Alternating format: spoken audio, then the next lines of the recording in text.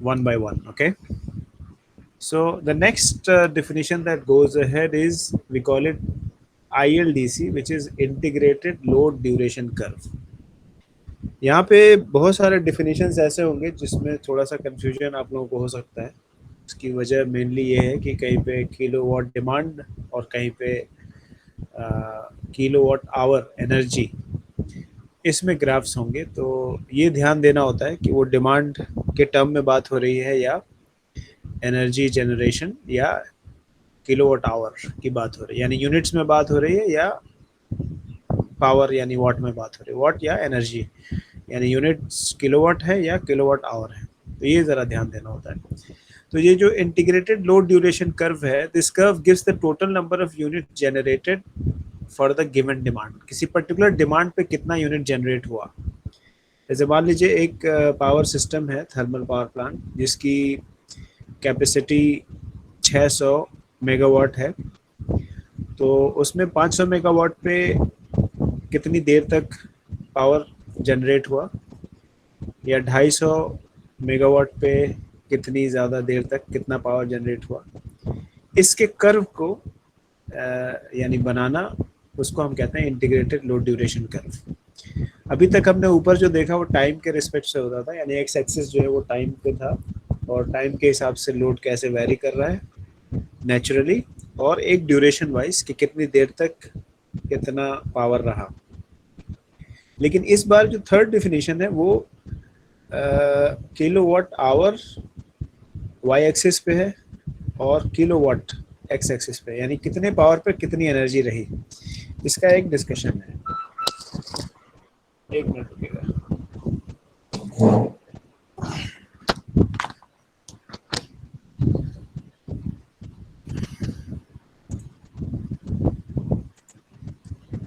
तो अब जो ये बात है, now we are talking about it's a kilowatt and kilowatt hour. The ordinates represents the demand in kilowatt or megawatt, and the abscissa यानी kilowatt ordinates यानी y axis and abscissa यानी x axis. So y axis पे demand है, यानी कितने demand पे और कितनी ज़्यादा energy generate हुई, that will be kilowatt hours. Such a curve can obtain from the load duration curve, keeping the abscissa यानी x axis corresponding to each ordinates equal to the area of duration curve up to the value of that ordinate. यानी किसी particular time तक कितना ज़्यादा generate हुआ उसको integrate कर देंगे, सारा ऐड कर देंगे, तो हमें पता चल जाएगा कि कितनी ज़्यादा एनर्जी कंज्यूम हुई, और हमें उसको किसी एक डिमांड के अगेंस्ट रखना है, यानी कितना डिमांड था। सो फॉर एग्जांपल, अगर एक पावर प्लांट है जिसमें लेट्स एज्यूम कि 200 यूनिट है, एक जनरेटर है, 100 यूनिट के 3 जनरेटर्स हैं और 50 यूनिट्स के 2 जनरेटर्स हैं, तो ये टोटल 600 हो जाता है। ठीक है, 200 का एक, 100 के 3, तो ये 500 हो गए, और 50 के 2, तो ये 100 हो गए, यानी टोटल 600 हो गए। तो अब इसमें on the basis of demand, जाहिर सी बात है जितनी डिमांड है उतनी ही हमें एनर्जी जनरेट करनी पड़ेगी, that we have to match. And to match that we have the option either to generate 100 watts, 100 megawatts, 200 megawatts, 300, 400, 500, 550 and 600 megawatts. तो इन कैपेसिटीज पे कितनी देर तक पावर जनरेशन हुआ। Of course power and energy is just relation with the time, कितनी देर तक यानी how much time. So that graph between demand and units consumed is integrated load duration curve. Hope this is clear. Although एक इसमें example दिया हुआ है 14.12, but unfortunately मैंने उसका फोटो इसमें नहीं लिया है, तो आप उसको अभी नहीं देख पाएंगे। But anyway I hope you understand, it's a graph between kilowatt and kilowatt hour और मेगावाट एंड मेगावाट आवर। सही है, क्लियर है ये?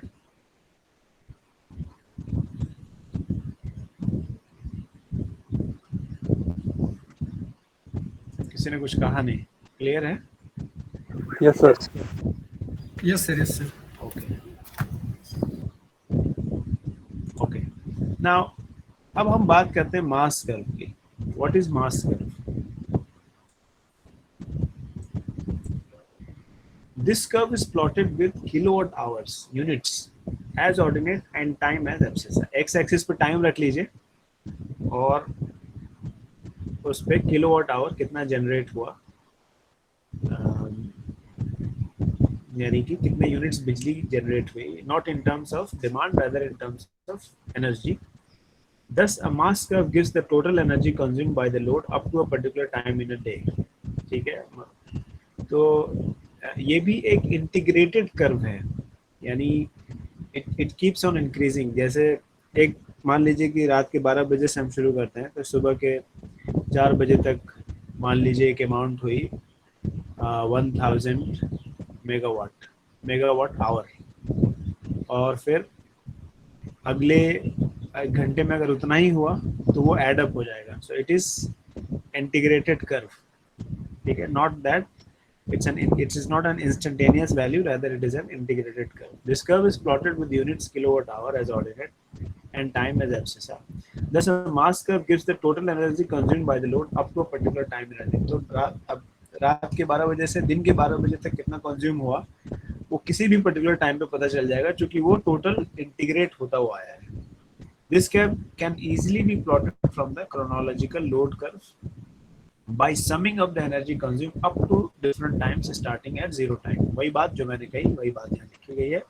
जीरो टाइम से ऐड करते जाइए एक एक करके, तो वो एक मास कर्व बन जाएगा. Let me help you with some diagrams.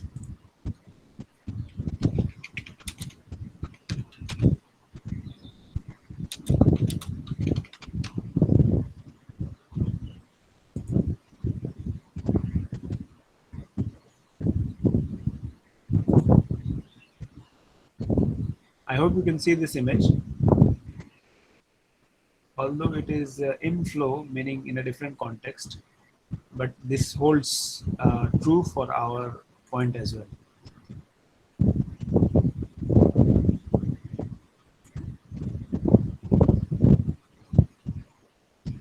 Anyway, then there is something known as connected load. Connected load is very simple to understand. I think this is the simplest definition we have in this list of definitions. It is the sum of continuous ratings of all the equipments connected to the supply system. किसी भी supply system से maximum कितने load connected हैं, not necessarily कि वो up and running हो, सिर्फ connected हो. यानी अगर लोड नहीं भी वो कंज्यूम कर रहे हैं तो भी it is considered as connected load. जैसे जब हम वायरिंग करते हैं तो उसमें बहुत सारे कनेक्शंस होते हैं, बट हम सारे यूज नहीं कर रहे होते हैं. But we have to consider this in the definition of connected load. The sum of the continuous rating of all electrical equipments connected to the supply system is known as connected load. Supply system का कतई मतलब ये नहीं है कि that has to be up and running. It could be just be connected, and that is why it is termed as connected load. So I hope this definition is clear. Yes, sir.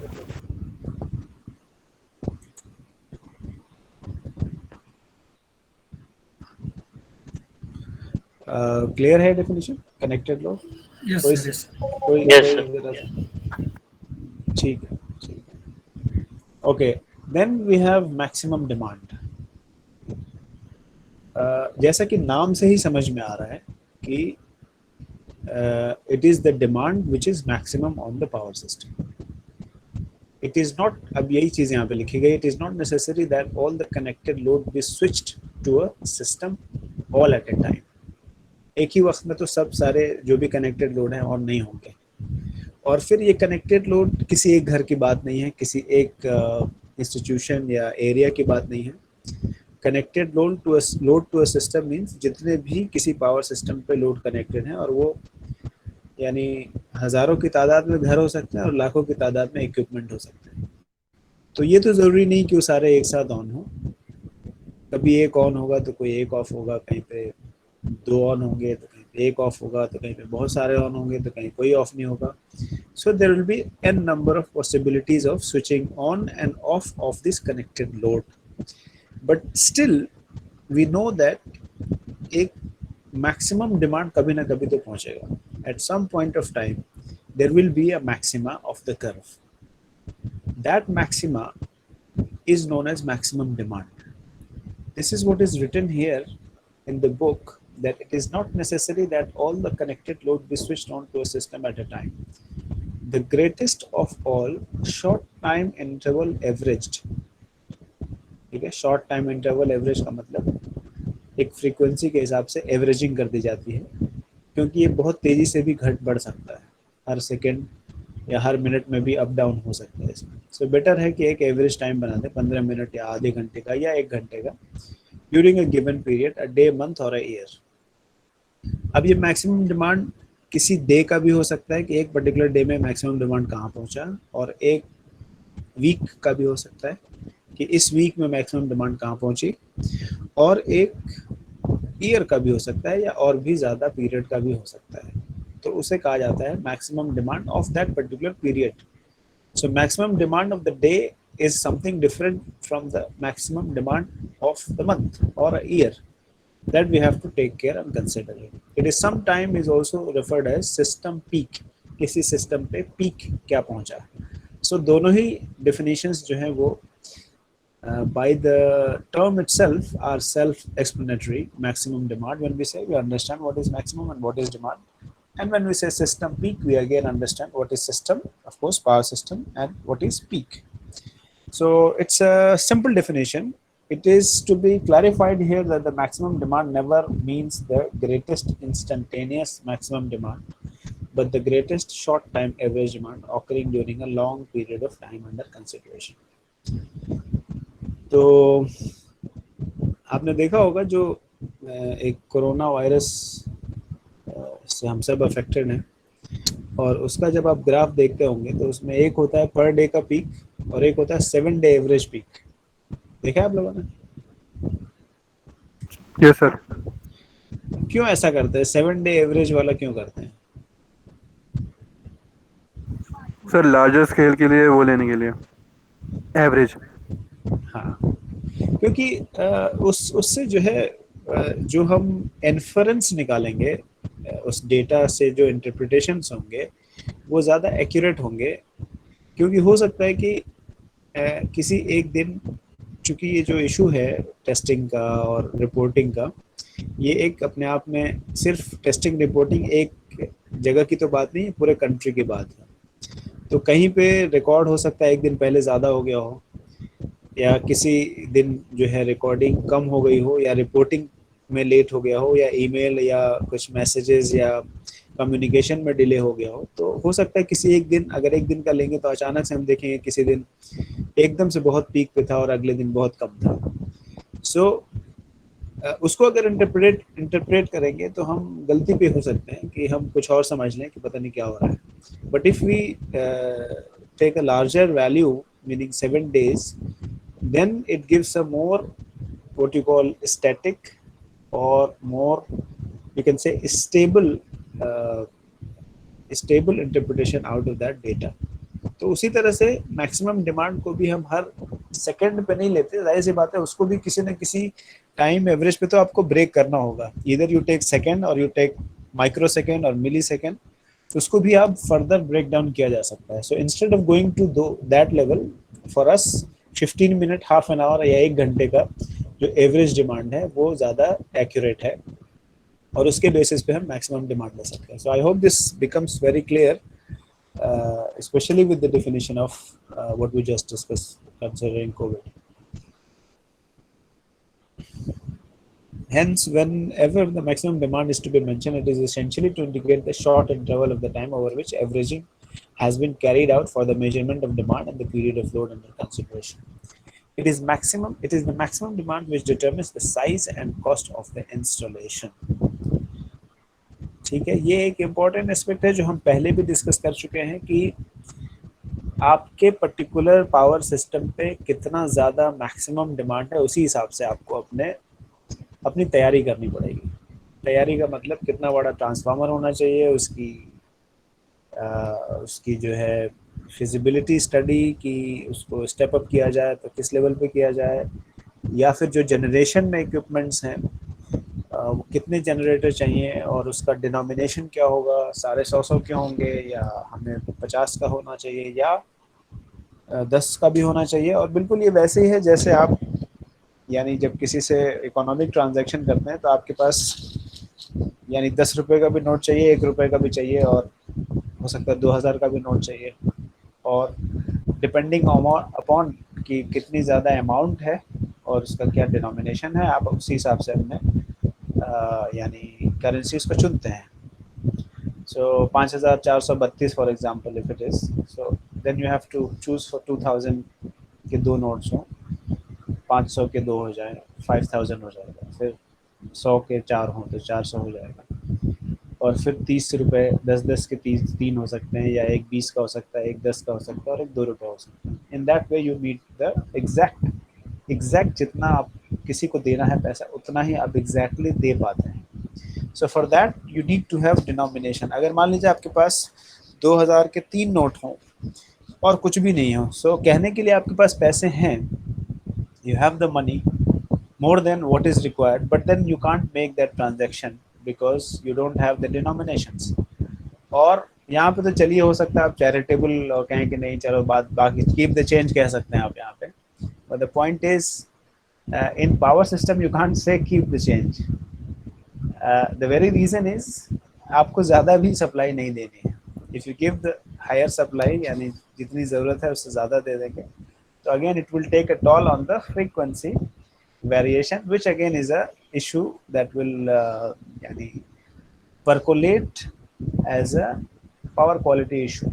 So you got to have denominations of generators to meet exact demand। जाहिर बात है अब यहाँ 2 रुपए की हमने बात की तो जाहिर सी बात है 2 मेगावाट का तो कोई जनरेटर नहीं होता, but then we try to keep like 100 megawatt, 50 megawatt, 25 megawatt, 10 megawatt तक ला सकते हैं, जिससे कि हम उसकी एग्जैक्ट जो डिमांड है पावर की उससे मैच कर सकते हैं। और in reality we have to understand that power system अपने आप एक stand alone power system exist भी नहीं करता कहीं पे भी। there are integrated grids, and when there are grids you have the possibility of taking power from others, some other connected neighboring power stations or from the grid। तो ये demand और भी इतनी ज़्यादा जिसे कहते हैं it doesn't come to 2 and 3 megawatt, 50 25 तक भी आप काम चला लेते हैं। I hope you understand what I mean. Now when we Yes. Okay good, now if we come to demand factor.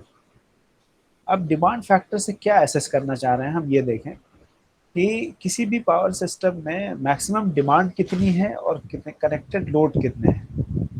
ठीक है, जाहिर बात है मैक्सिमम डिमांड हमेशा कनेक्टेड लोड से कम ही होंगे, क्योंकि कनेक्टेड लोड जैसे मैंने कहा कि एवरी लोड ऑफ द यानी supply side sorry consumer side is a connected load, but then do we imagine or do we see a possibility that all the connected load will work or will be up and running or at the same time? No। अगर हम किसी एक घर की भी बात करें तो हम देखते हैं कि सारे लोड एक साथ नहीं चलते। अगर फॉर एग्जांपल वॉशिंग मशीन चल रहा है तो प्रोबेबली उस वक्त आयरन नहीं चल रहा, या फिर वॉशिंग मशीन चल रहा है तो फ्रिज नहीं चल रहा, या एसी नहीं चल रहा, या फिर हीटर नहीं चल रहा। So for example heater and AC में भी good example, they are kind of connected in a sense that एक मौसम के लिए एसी है तो एक मौसम के लिए हीटर है, अब दोनों एक साथ काम नहीं कर सकते इल्ला ये कि somebody is using it for other purposes। So but in any way, and assuming that all the loads that we have in our system is up and running is a difficult and impractical assumption. In that case, of course there will always be more of the connected load and less of the maximum demand, and that is why demand factor is always less than unity, for the reason which we just discussed। So that is why mathematically it is maximum demand upon connected load. The idea of demand factor was introduced due to the fact that equipments connected to the system will not be work at a time in practice, and kilowatt or kVA maximum demand of the group of electricity consuming devices will always be less than that of sum of kilowatt or kVA ratings or capacities of these devices. I think I just said, and this is the technical term in which the same thing has been said here. The minimum capacity of the generating plant must be such that to meet the maximum demand, the value of demand factor therefore determines the capacity and hence cost of the power equipment required to serve a given load. So nothing to explain in this.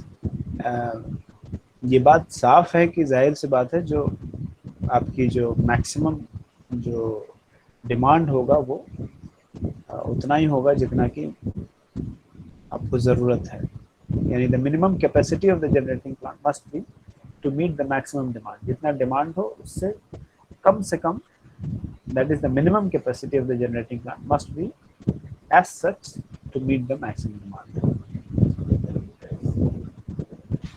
I hope अगर ये सारे definitions अभी तक के clear हैं तो एक बहुत इंपॉर्टेंट फैक्टर आता है जिसे हम लोड फैक्टर कहते हैं, that is also coming and it has really consequences in determining, you can say, one of the most prominent parameter of any power generation. So that is coming.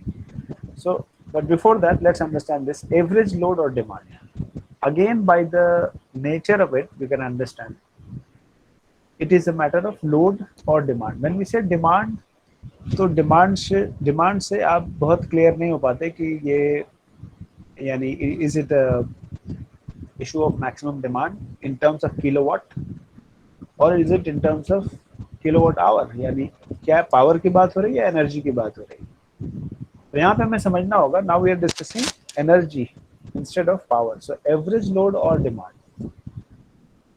on a power system is the average load occurring at the various events. It can be stated as energy delivered in a given period divided by the number of hours in that period. ठीक है, मेरे ख्याल से उससे ज़्यादा आसान आपके लिए समझना है नीचे वाला होगा. डेली एवरेज लोड क्या होगा, कितनी ज़्यादा पावर सप्लाई हुई पूरे दिन में, ठीक है, यूनिट्स में, ठीक है, किलोवाट आवर में, डिवाइड बाय 24 आवर्स. तो ये हो गया आपका एवरेज लोड डेली. मंथली की बात करेंगे तो 24 को 30 से मल्टीप्लाई कर दीजिए और किलोवाट आवर ऊपर ही रहने दीजिए. जाहिर सी बात है आवर है किलोवाट आवर, तो our is the, you can say, the deciding unit of time here. So our को 30 से या मल्टीप्लाई कर दीजिए, एक महीना हो जाएगा. और यहाँ पे भी kilowatt hour supplied in a year, so you have to multiply 24 by 365. that becomes total number of hours. तो इस तरह से आप average load daily, average load monthly और एवरेज लोड ईयर वाइज भी कैलकुलेट कर सकते हैं. और यहाँ पे एवरेज डिमांड की बात, यानी एवरेज डिमांड ऑफ पावर नहीं है बल्कि एवरेज डिमांड ऑफ एनर्जी है. दैट नीड टू बी यानी distinguished in the minds.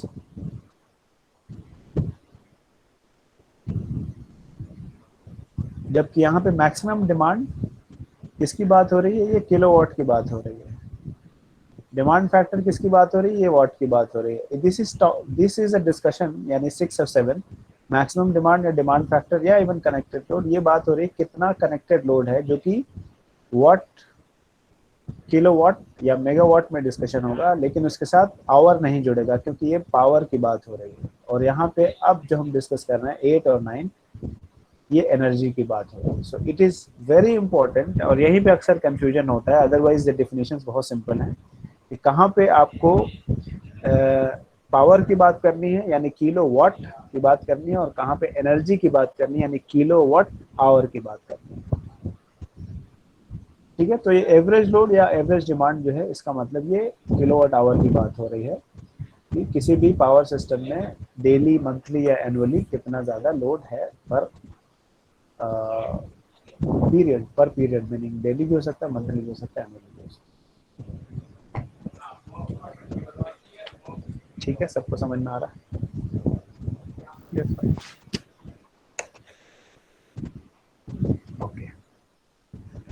Now talk about load factor. As I said, one of the most important discussion here.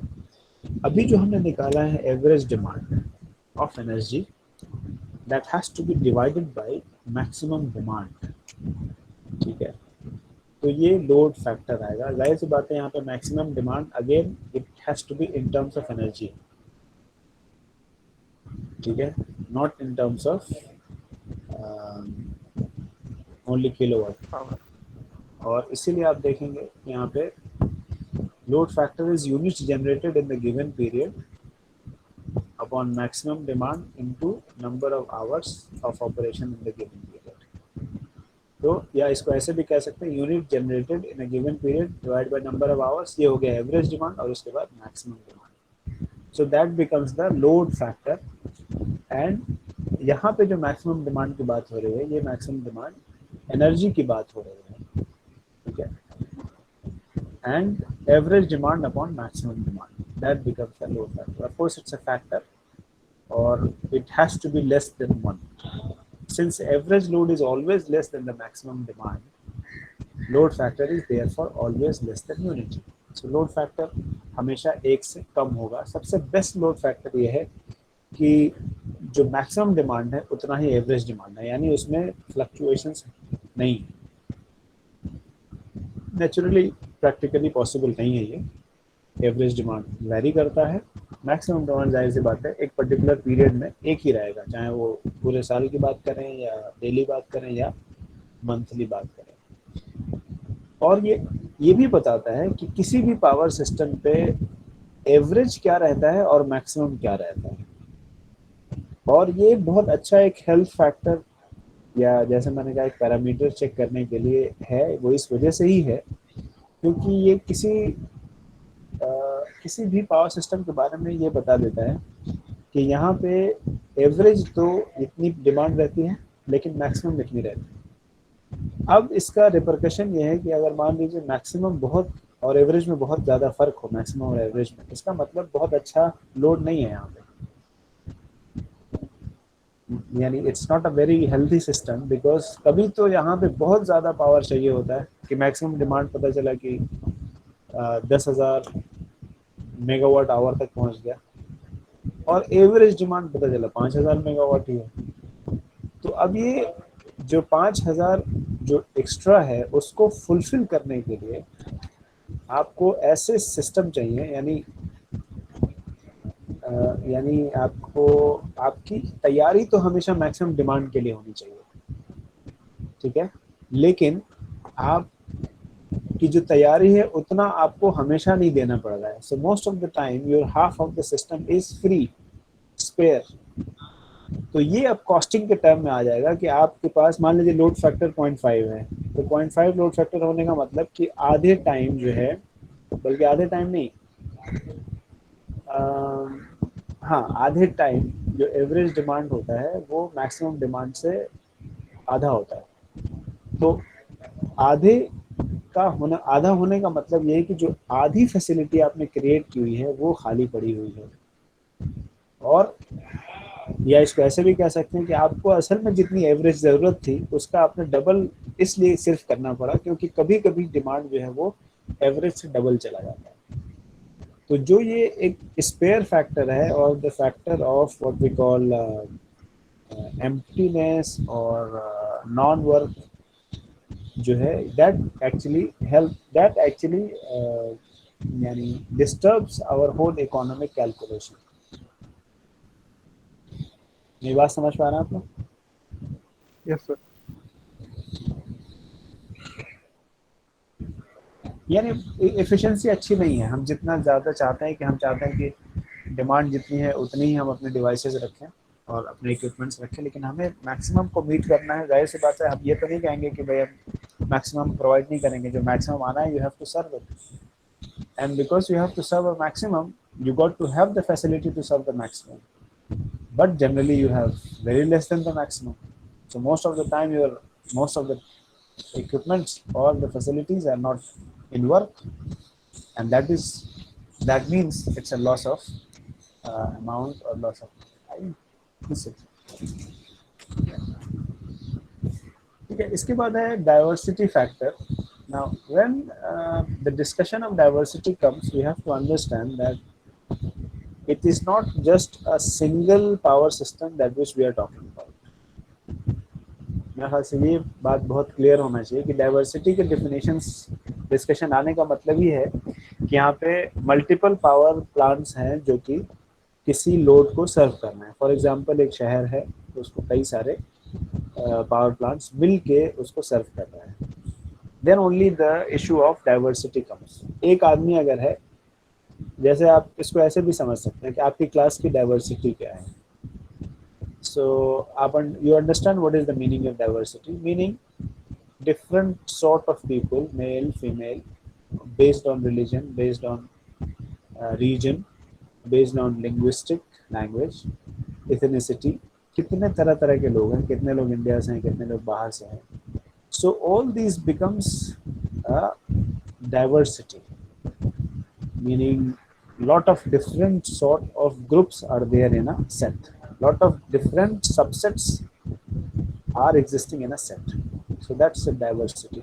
Same applies to a power system when we say that some different types of power plants are serving a load and they are diverse in nature. Okay. So when we say diversity factor, it is the sum of individual maximum demands upon maximum demand of the power system. दोनों में ही बात हो रही है maximum demand की, लेकिन maximum demand of individual and maximum demand of power system may not be same. किसी एक पर्टिकुलर पावर जनरेशन की मैक्सिमम डिमांड हो सकता है सुबह में हो, और किसी एक दूसरे पावर सिस्टम की मैक्सिमम डिमांड हो सकता है शाम में हो, और किसी एक मैक्सिमम डिमांड यानी किसी और वक्त. तो टोटल जो मैक्सिमम डिमांड होगा वो हमेशा कम होगा, और जो इंडिविजुअल्स की मैक्सिमम डिमांड होगी वो हमेशा ज़्यादा होगी. That is why it is this factor is always greater than unity. इसी के जस्ट अपोजिट ये होता है कि बेहतरीन ये होता है कि जितनी मैक्सिमम डिमांड पावर स्टेशन की ही उतनी ही मैक्सिमम डिमांड डाइवर्सिटी यानी और सारे अलग अलग पावर प्लांट्स की हो. अगर ऐसा हो तो उसे क्या कहा जाएगा? It's a coincidence. And that is why there is a factor which is known as coincidence factor, and this is the reciprocal of the diversity factor. It's called coincidence factor. So you can see the definition of this as coincidence factor is the maximum demand of power station upon sum of individual maximum demands, and it is always less than unity, very naturally, क्योंकि ये diversity factor का just opposite है.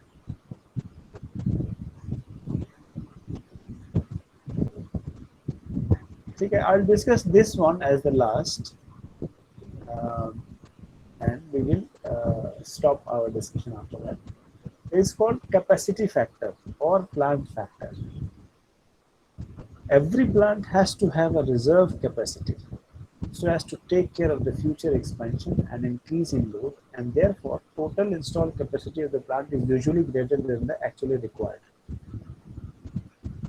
ठीक है, समझ पा रहे हैं इस चीज को? Yes sir. एक रिजर्व कैपेसिटी होती है हर पावर सिस्टम की जो कि उसकी मैक्सिमम डिमांड से थोड़ी ज़्यादा होती है, 10% 20% ज़्यादा होती है, जिससे कि नॉर्मल कंडीशन में तो मैक्सिमम डिमांड आपका नॉर्मली एक चीज़ होती है और आप उसको सर्व करते हैं, but there could be some extraordinary situations where the need of the power could go beyond maximum demand. जाहिर बात है वो आपका नेक्स्ट मैक्सिमम डिमांड हो जाएगा, but then the maximum demand of already design power system,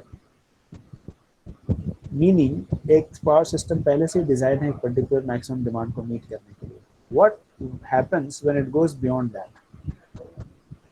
उसके लिए आप एकदम से तो अरेंजमेंट नहीं कर सकते. So you got to have some what we call reserve capacity for that. Now the capacity factor or plant factor is defined as the ratio Excuse me, of sir. the Sir, so then sir, the plant, if the average power consumption is 5,000 megawatt, that is the average. and so the it is designed to meet the maximum of 10,000. So that's the maximum demand. So plus it has also have to have the capacity also for my Reserve extra capacity also. good, good. So the discussion is depends on when we are talking. जैसे if we are going to install a power generation and uh, for that we calculate the maximum demand.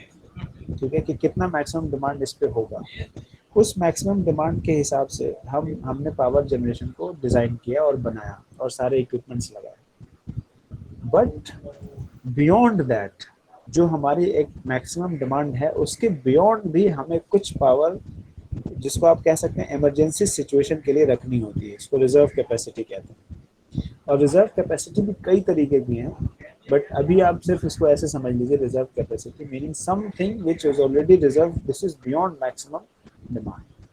तो आपका जो सवाल था, it's true, it is beyond maximum demand. जो भी maximum demand है, जैसे आपने 1,000 10,000 रखा था, so even beyond 10,000 we got to have some capacity building, and this is in terms of megawatt और किलोवाट. पावर के फैक्टर में है, एनर्जी के फैक्टर में नहीं है. Okay, sir. I hope you got it now. Okay. Therefore, total installed capacity of the plant is usually greater than the actual required. ठीक है, मैक्सिमम जो इंस्टॉल कैपेसिटी है वो अक्सर रिक्वायर्ड से यानी मैक्सिमम डिमांड से ज़्यादा होती है. इसी चीज़ को कैपेसिटी फैक्टर कहते हैं, meaning it's average demand divide by rated capacity of the power plant. Plant capacity factor में also be defined as the actual energy. Now in terms of energy इसको ऐसे कह सकते हैं, unit generated in the given period upon rated capacity of the power plant into the number of hours in a given period. ठीक है, यानी average demand और rated capacity of the power plant, इसको आप अगर आप किलोवाट आवर के term में ले जाएंगे तो ये units generated in the given period हो जाएगा और rated capacity of the power plant into the number of hours. This is called capacity factor. It depicts the extent of the use of power plant. कितना ज़्यादा use हो रहा है power plant ये बताता है. It can also be yani put it in this way that maximum demand upon rated capacity into the load factor. Okay, we'll discuss about more in our next class. I have a guest at my place, and I'll meet you after in our next class. Okay, आप Okay, sir. Attendance लेके मुझे दे दीजिए. ठीक है. Yes, sir.